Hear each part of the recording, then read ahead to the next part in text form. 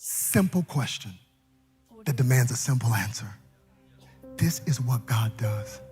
See, the Pharisees were real good at religion. Religion always takes that which is simple and makes it complex. It adds rules, it adds regulations. Religion will always take that which is simple and make it complex. But look at what grace does. Grace takes that which is complex and it makes it so simple. He asks a simple question because he is the personification of grace. And grace takes that which is complex and it makes it simple. Come on, that's what he did with the 10 Commandments. He said, if you're struggling with all 10 and you can't even memorize them, then just take it to 2 and love the Lord your God with all your heart, soul, mind, and strength, and love your neighbor as yourself. If you take care of those 2 will take care of the 10, because grace always takes that which is complex and it makes it simple.